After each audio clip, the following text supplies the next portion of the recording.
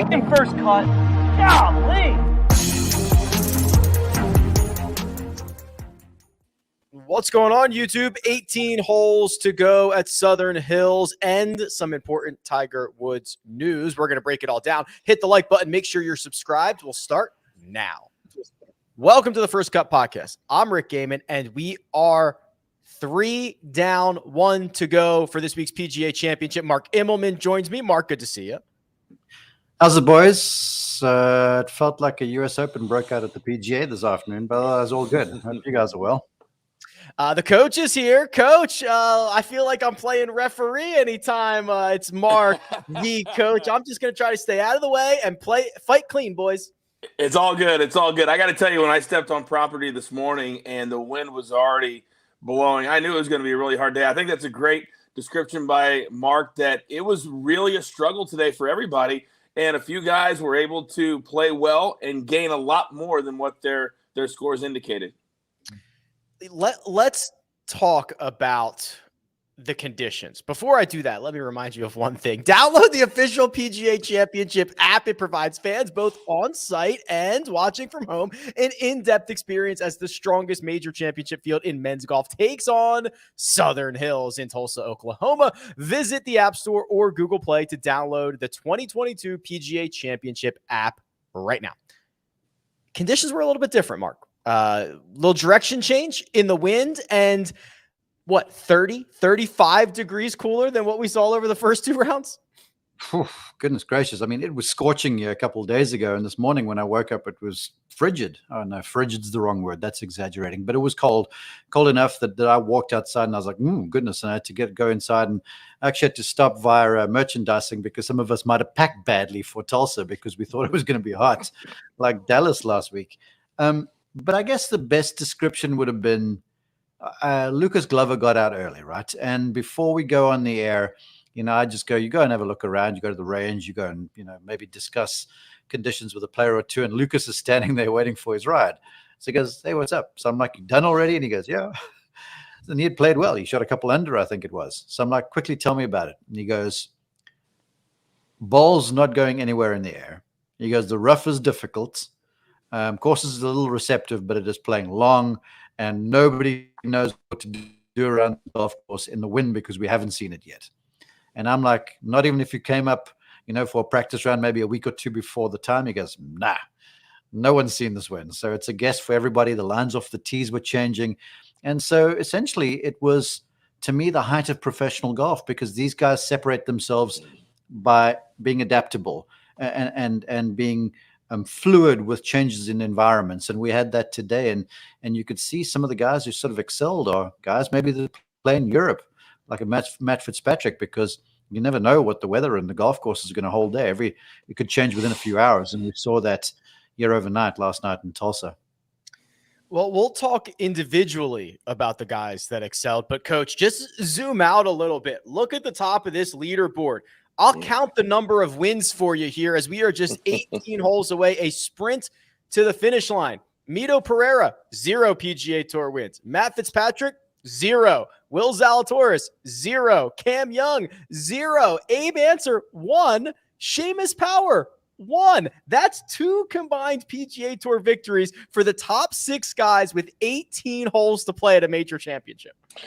Well, I feel like me and Mark are in simpatico because there may or may not have been a large black man in the merchandise tent this morning also who had packed badly. Unfortunately, all the XXLs were gone. The guy literally laughed at me and said, those were gone 3 days ago, son. And I said, all right, well, luckily AIG had something for me to put on. But when you talk about at the top of the leaderboard, I think tomorrow's going to be incredibly fascinating because we talk on First Cut all the time about how hard it is to win and why guys drop and why guys drop back. And sometimes when you don't have scar tissue, you can do what Mito Pereira did today when he had multiple bogeys in a row. He falls all the way back to 6 under, bringing so many guys back into it. Then you look at the leaderboard by the time we were done. Who are the guys that fell off? JT, Bubba, Rory did come back a little bit at the end, but his 6 over early on had already put him way back. And so if we go off today, I don't know what's going to happen tomorrow. But Sunday's a completely different day than Saturday. I said this morning on CBS Sports HQ that I still believe come Sunday night, Will Zalatoris will get the job done because he will be able to weather the storm the best. I might have to change my answer based off of what I saw the last hour today with Mito Pereira birding that last hole to get his score back up to where it was. So right now, I think he's the guy to beat. Let's talk about what happened today, because it was an absolute roller coaster ride. We're going to start at the top of the leaderboard, but first we're going to take a quick break and hear a word from our partners. And we're back. Mito Pereira, 9 under par, 3 shots clear of the chase pack. This was a tale of 3 different segments of this round, Mark. He went out first 7 holes, 2 under par. His next 5, he played at 4 over. His final 6, he played at 3 under. So it was a fast start, got a little shaky in the middle. He was able to right the ship, and he is going to be multiple shots clear heading into the final round. Yeah, and for me personally, before I talk a little bit about Mito, because every time I turned around, because I had the penultimate group, the guy was in the middle of the fairway. Earlier this year in Pebble Beach, I'd never really watched him play, so I made a point of watching him play some in my Friday preparation. And I took a swing video and I put it on social media, and I'm like, this boy's a hitter. And instantaneously, the strokes gain brigade came after me and told me I didn't know what I was talking about because his strokes gain ball striking numbers are poor. And I was like, you guys need to get out from behind your computers, because he proved his worth today. Today, you had to be managerial. You had to strike the ball well. And very importantly, it was a game of recovery. So if you missed, you had to make those 4, 5, 6, 7 foot, those sort of uncomfortable putts, which you got to do, especially in a major championship. And he, to me, just put together a very, very well played round. And what was the most impressive to me was not the fact that I'd turn around and see him in the fairway and turn around and see him hit the ball the right distance on the green. When he had that little wobble through the middle portion of the round, from what I understood, and I had a chat with Dottie Pepper on the way home, we were driving together, she said, he never really looked phased.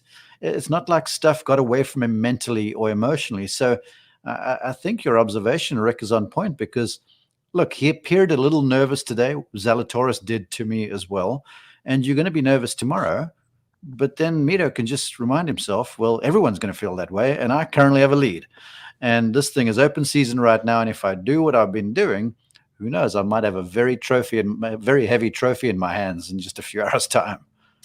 Only playing his second major championship. He missed the cut at the 29 U.S. Open. He's the first player to hold an outright 54-hole lead in their PGA Championship debut since John Daly in 1991. We know how that one ended, Coach. But Mito got to 10 under par. And then when those bogeys started to roll in at 8, 9, and 10, I said, okay, there's that leaderboard gravity coming back to the field a little bit.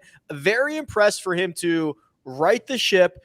He played 17 by laying up in a way that no one else played it, made par, and then he drops a birdie on 18. He's going to sleep well tonight. Well, yeah, maybe not actually. He'll like his play, but he might not sleep well. Well, I don't know. I love how CBS will do that kind of, not a time capsule, but they'll show you the different points of the afternoon and where the leaderboard was at that particular time.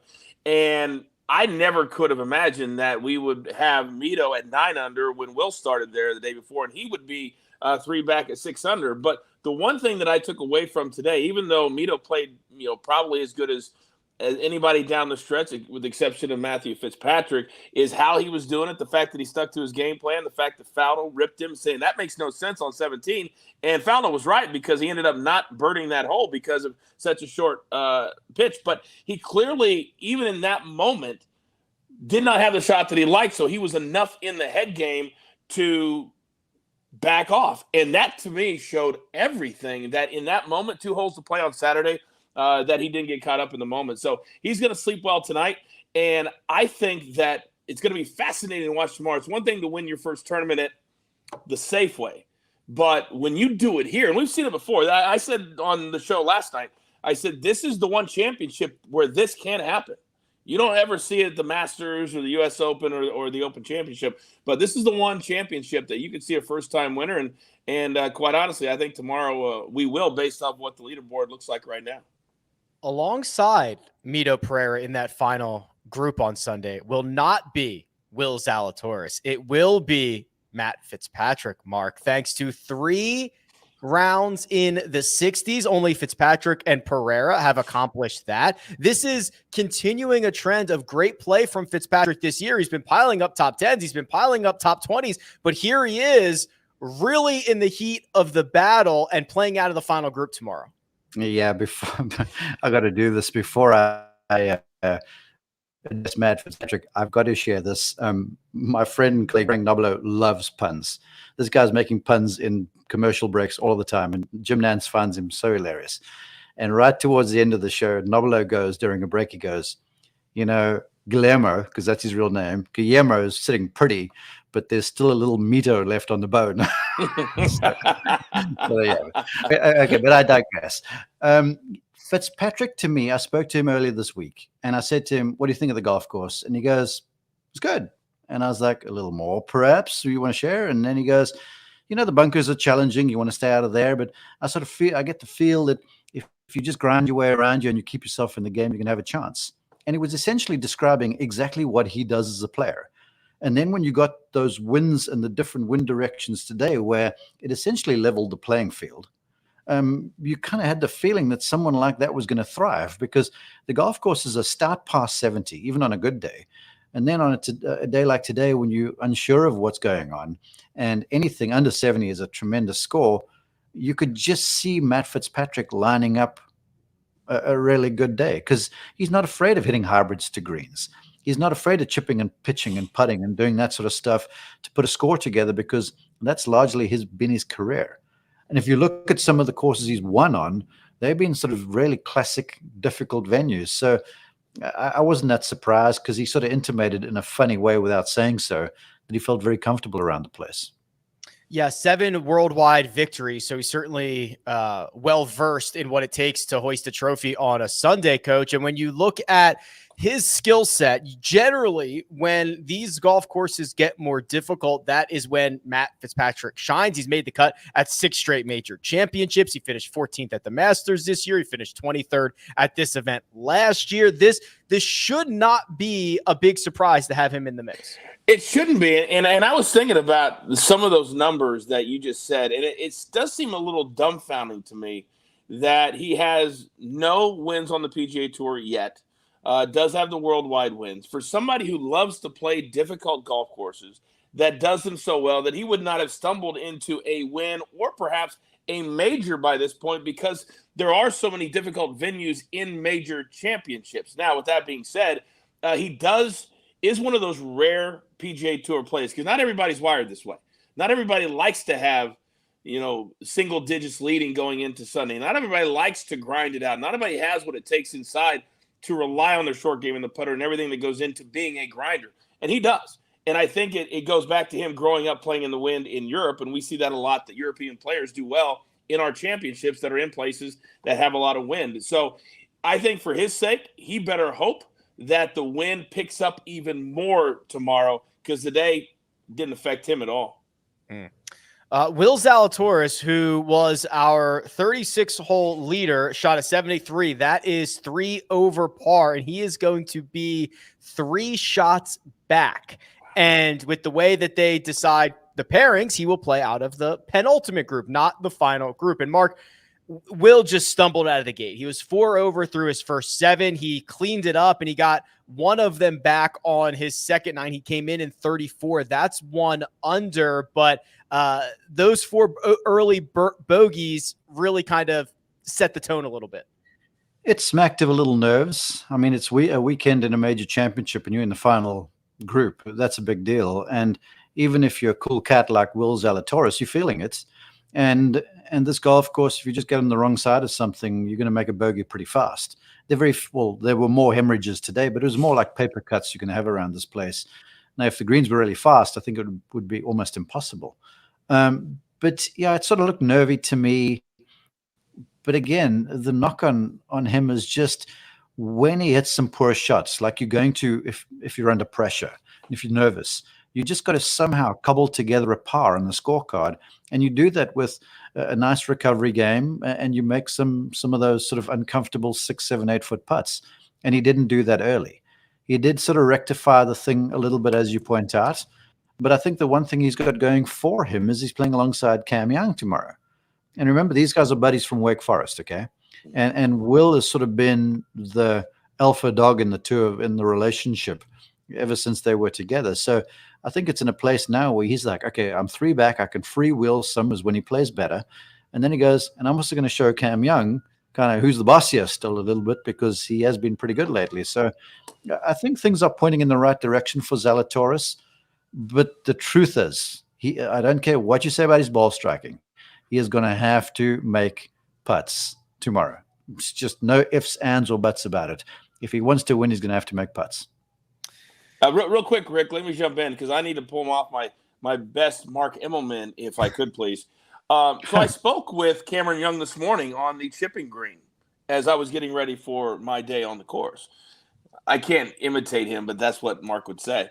And he was in grind mode. He didn't want to talk for very much, but I did say to him, I said, "What do you got to do today?" Because I have a history with him. And he was just like, "I just got to make putts." And then he told Amanda Balionis on the broadcast, what did he say afterwards? "I made everything." He said, "I made a lot of 20 or 30 footers because it's so difficult to get it close to the holes on a day like today." So he had the right mindset, the right game plan, and pulled it off. And I think Cameron Young's a live dog tomorrow. Yeah, man, he is my clear rookie of the year candidate. He's been piling up top 3 finishes. This would obviously be, of course, a signature victory. I mean, let's dive into that final pairing a little bit more here, Coach. I mean, Zalatoris, maybe it's better that he's playing out of the second to last group. Maybe it's better that he's playing with Cam Young. Maybe it's better he got this bad round out of the way. We talk about that all the time. I mean, that penultimate group is very, very live, aren't they? They are live, but here's the problem. We talk about it ad nauseum about Will Zalatoris, and we say he's probably the worst putter as a top player on the PGA Tour, and the worst short game is Victor Hovland, and the worst putter by far is Will Zalatoris. When you watch his putter goes back, sometimes it's correct, sometimes it's all the way out to the right, comes inside or left. I just don't know how he's gotten to this point being so bad as a putter, and we saw it today on a course. What did Mark say? You got to make putts from 6 to 8 feet. You have to if you want to score. You have no other way of getting around this golf course. And what happened today? 4 early bogeys. So I don't know tomorrow if it would be the best thing for him to have a bunch of short putts. I think maybe he starts hitting it well, a couple early long bombs. Maybe that should be the scenario, because right now when he gets to 4 or 5 feet, he might as well be – how many did he miss today that didn't even come close to the hole from 6 feet? Probably 3 or 4. Early in the round, he looked like it was bad strokes and maybe some misreads too. It was early in the round was tough.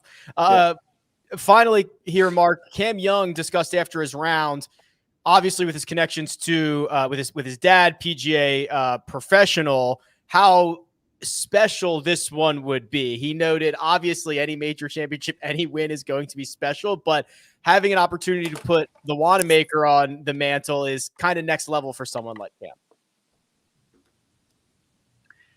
Yeah, I can only imagine having a PGA professional as a dad, how meaningful it is, because we speak to and like coaches hanging out with a lot of the PGA executives this week, and this is their championship, and they say that at the end of the event. So it'll be very, very special. But I just want to say about Cam Young, because remember we had tabbed him earlier this season on this very podcast saying, look, this is a guy that you want to watch out for, and lo and behold, it's coming to fruition. And the thing that's so impressive about him is not as hard as he hits it, and how far as what it goes.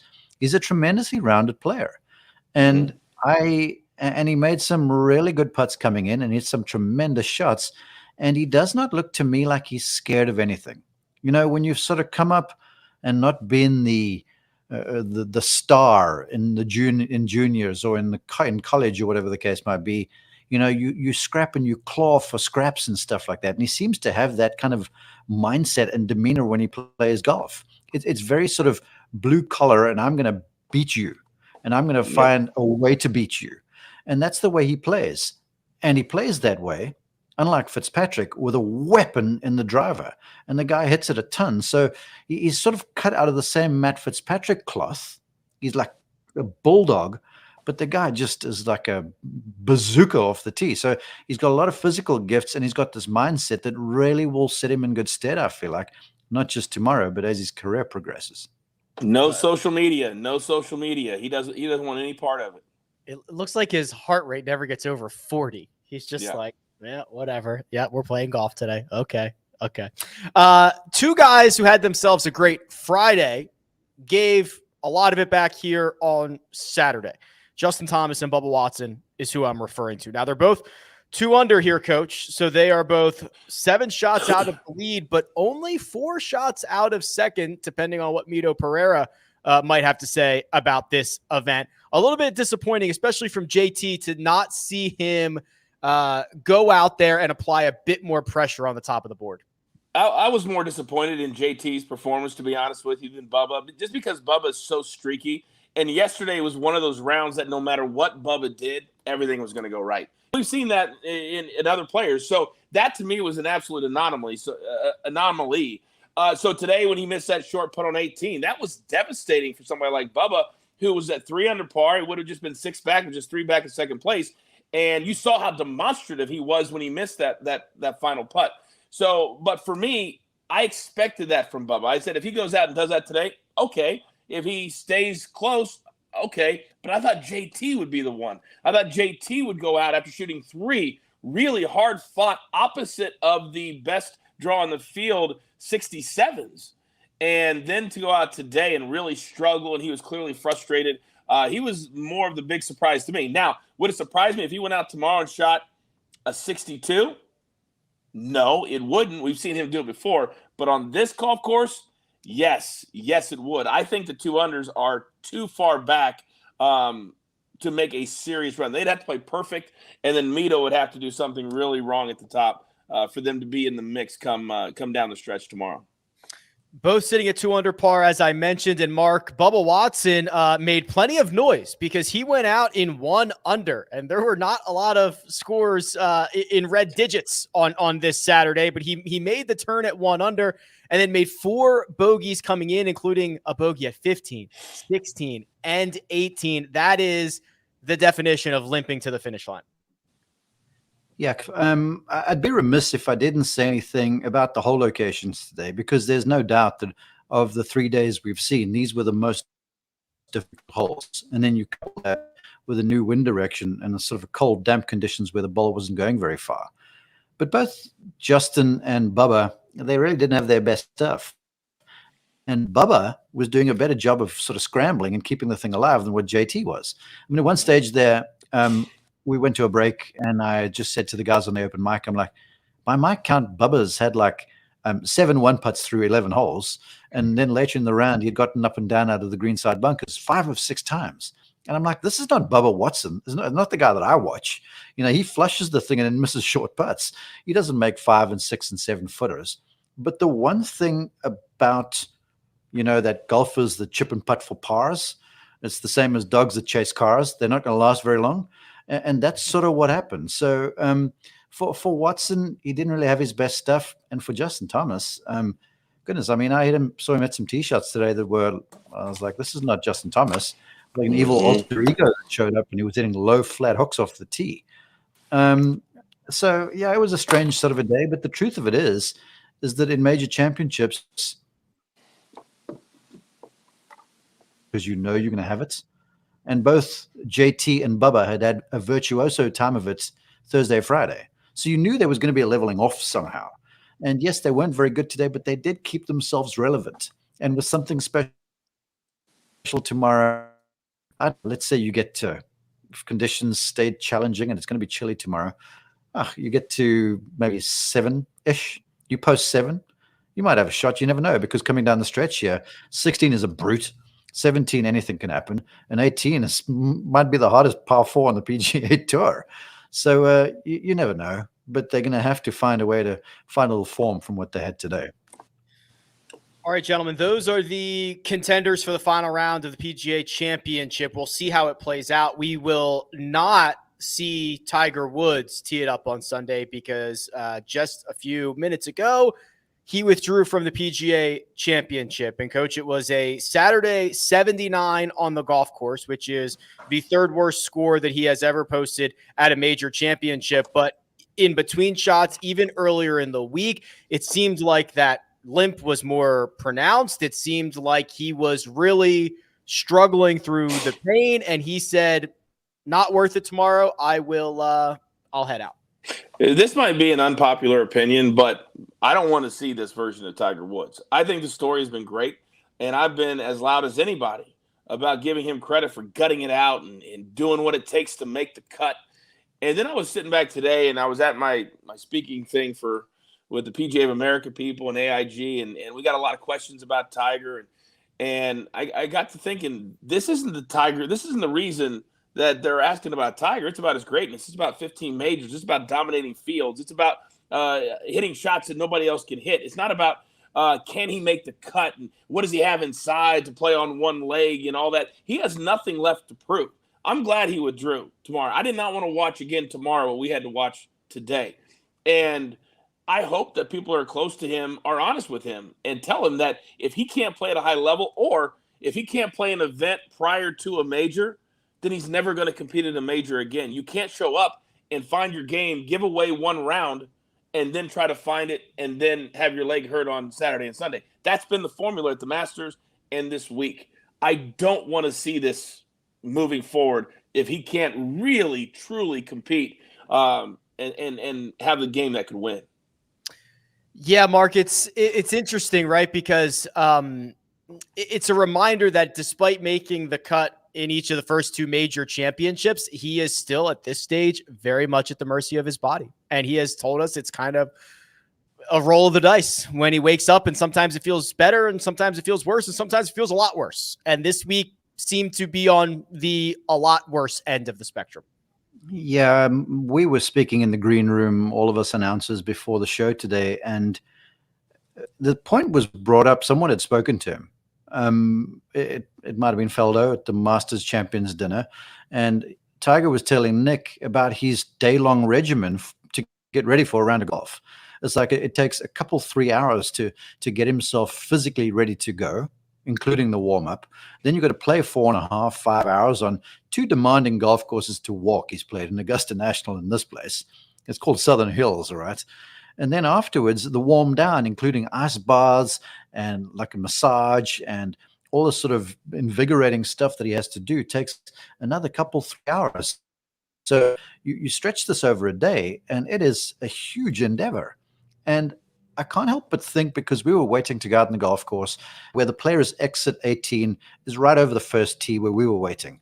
And when Tiger walked off there, I looked at a guy that was not just physically spent, he was mentally spent.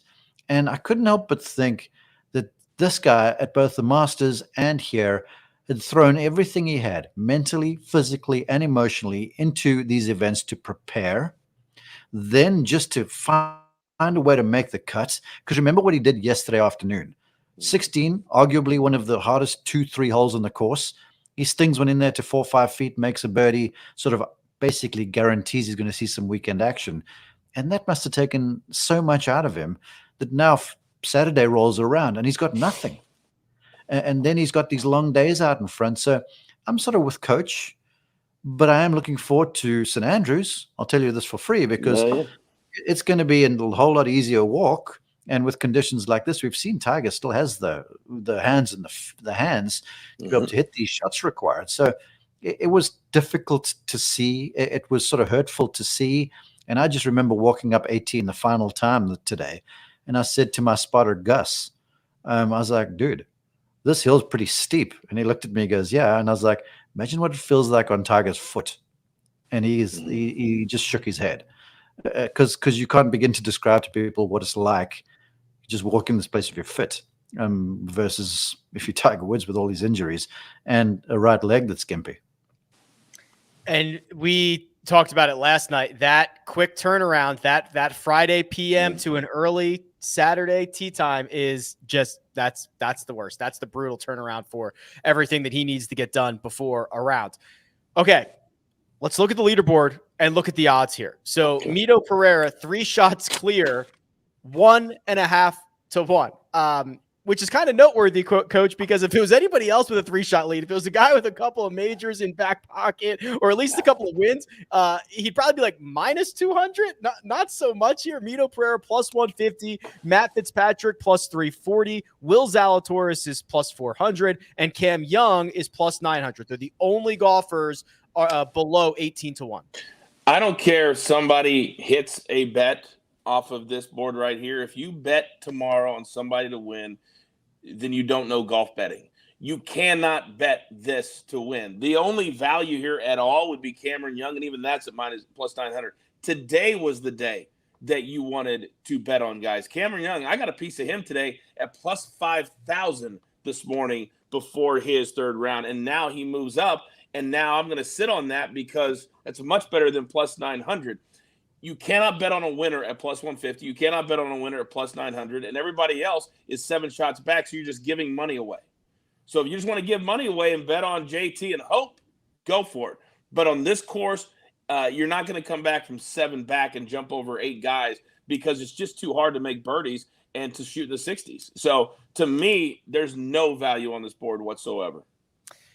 Justin Thomas, 28-1. I have a pre-tournament Will Zalatoris ticket that I'll probably use to just wipe my tears away with tomorrow when Mito Pereira wins this thing. But Mark, I mean, so if you look at the odds board, Caesars says this is kind of like a 3-horse race. You throw Cam Young into it, you get 4. There's a big gap to Abraham Answer, who's only 1 shot back of Cam Young, which I think begs the question, Mito at 9, Fitzpatrick and Zalatoris at 6. How far back is too far back? Well, remind me, I haven't looked at the board since I got off the course. Where is that? What is Abraham right now? Because I know he's at 4 under, 5 back. I don't think Abraham Answer would be that bad a bet. And I'm hearing what Coach is saying about betting outrights. Matthew Fitzpatrick is the guy to stay ahead of tomorrow. I know Mito's got the lead, and I've got a lot of respect for him as a young player. But Fitzpatrick is seasoned. Fitzpatrick has got that thing about him. He's played in Ryder Cups, and he's won at every level. And he's basically a PGA Tour champion and a major champion in waiting. So right now, I would say if you stay in front of Fitzpatrick, you're looking pretty sharp. But to your question, Answer is, I think you said 6 back, right? 5 back? That's 5 back. 5 back, yeah. I see this the whole location softening a little bit tomorrow. I see if it's a par 70, maybe someone getting out and shooting 65 or 66 or something like that. And if an Abraham Answer does that, and he was really sharp today. Colton Nost spoke very highly of the way he played alongside McIlroy. And I'm a believer if Cole says so. So, I mean, I would consider Abraham would still be legitimate. The guys beyond that have to pull the rabbit out of the hat. And I also, like Coach, I don't really see anything in the low 60s, given with winds and cold conditions. While we were talking through those odds, they just changed. Mito Pereira went from plus 150 to plus 135. So someone's lighting their money on fire, Coach. Someone's doing it because the board's moving. We'll get out of here on this because producer Jacob makes a good point here in our little private chat. A head-to-head matchup, Coach. Let's call it Matt Fitzpatrick versus Mito Pereira. It's kind of interesting because they have different goals, right? Fitzpatrick knows he's got to make up 3 shots. Pereira, his goal does not align with beating Matt Fitzpatrick. It aligns with winning the golf tournament, and he doesn't care how many shots that's by. And that's exactly what I was going to say. We always talk about educating and entertaining the people at home on how to properly bet golf, because if you don't know what you're doing, you will lose a lot. This would be the perfect situation to bet the head-to-head, because you're probably going to get, and I know a lot of the numbers will come out here shortly or later in the evening. My book doesn't have them out yet, meaning the head-to-heads, but I'm going to assume that Fitzpatrick will be around minus 140, and I would rather bet him head-to-head than plus 350 and start 3 shots behind. So you've got to think about it like that. If you're betting him to win, then you're starting a head-to-head matchup with him minus 3.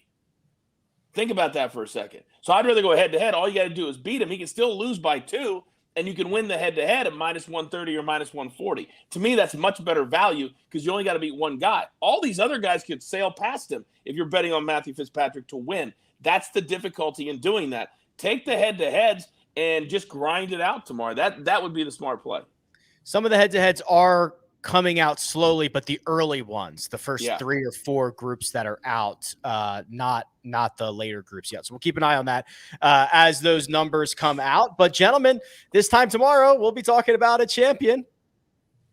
Did you want to jump in there, Mark? I want to just add one more thing because I think you're wrapping.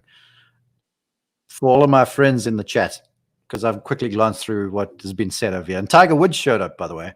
He's shown up in our chat. All of these dudes out here, love you guys. But if there's so much hatred. All of these dudes are like, yeah, we hope Justin Thomas goes in the tank because then for Mark doing this, and I hope Mark does this, and I hope Mark loses, and blah, blah, blah, blah, blah. You guys are dreaming. JT played as badly as he possibly could today, and he's in what, 6th position or something, right? 7th, correct? Am I wrong? What position? Yeah, no, he's in tied for 7th. Yeah, you guys are dreaming. Justin Thomas is probably on the range right now, just ironing things out a little bit. He'll come out tomorrow and be just fine, and I'll be a few shekels richer by the end of tomorrow evening. Rick, you have to hate the fact that right now the true heavyweight battle on First Cut is me and Mark. Because if Mark does that tomorrow, he will now have 1 major in his pocket. I will have 1 major in my pocket. And then we will have 2 more to battle it out. And I'm all about you guys playing along with us. But really right now, it's like Muhammad Ali against Joe Louis. And everybody else is watching. But, you can wrap it up, Rick. You can go ahead and do that. Hey, Can I interrupt the flow again? Jacob from the top rope. I just got to say, that is a quintessential Mark Immelman in the most eloquent way, saying what Kyle just says all the time, which is the fans can go pound sand. Yeah. It took him 1 minute to say that. Yeah. It's true. It's true. That was Jacob. He does all the hard work behind the scenes. Mark Immelman can be found on Twitter at Mark_Immelman. That's the coach. You can find him at The Coach Rules. And same time, same place tomorrow, we'll have a new PGA champion. We're looking forward to it. This has been The First Cut. We'll catch you next time.